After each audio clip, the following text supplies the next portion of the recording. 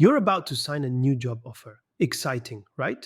But here's the thing, roughly one in three senior executives who change jobs hit a serious wall they never saw coming, a non compete clause buried somewhere in that contract. And most of them had no idea it was there. I've been placing C suite executives for 25 years, and I can tell you the single most important conversation I have with any candidate happens in the first 10 minutes. Not about their experience, not about compensation, about non competes. Because once you sign, the game changes completely. Let me break this down for you. When candidates talk about non competes, they fall into three camps. The first group actually understands what they signed. The second group vaguely remembers clicking something.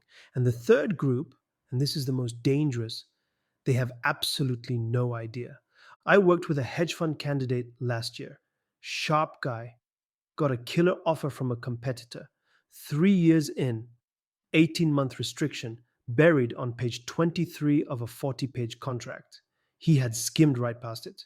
That 18 months cost him millions. So, why do companies even bother with these? There are three real reasons. First, protecting proprietary strategies. If you spend 5 years building a trading model, you're not going to let that walk out the door. Fair enough. Second, client relationships, especially in private banking. Clients follow people, not logos, and that terrifies employers. Third, and this one's psychological, the mere threat of litigation is enough to keep people in place. One prop firm head told me straight 70% of people who think about leaving stay because of the threat alone. Now, here's where it gets interesting. Where you live matters enormously.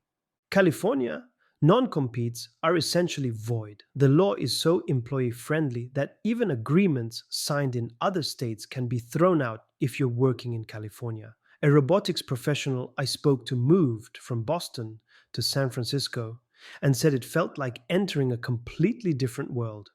Florida, opposite end. The 2025 Choice Act allows restrictions up to 4 years for top earners. I know a Miami trader whose employer filed suit within 48 hours of learning about a competitor's offer. 48 hours, 9-month settlement pause.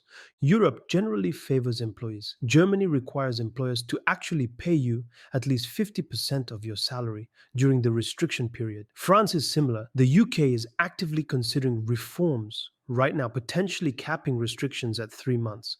Middle East is its own world. UAE allows non competes but limits them to 2 years, and courts require employers to prove actual harm.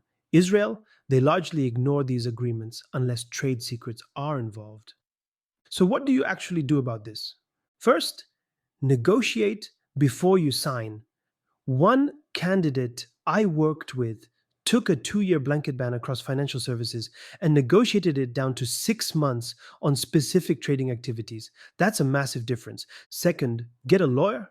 I know it costs a few $1,000s, but an enforceable non compete can cost you millions in lost opportunities. Do the math. Third, understand your jurisdiction. If you're building a global career, this isn't optional. Regulatory landscapes are shifting fast, and the balance between employer control and employee mobility is being actively redrawn right now. Non competes aren't going away, but the people who understand them, they move freely. The people who don't, they find out the hard way.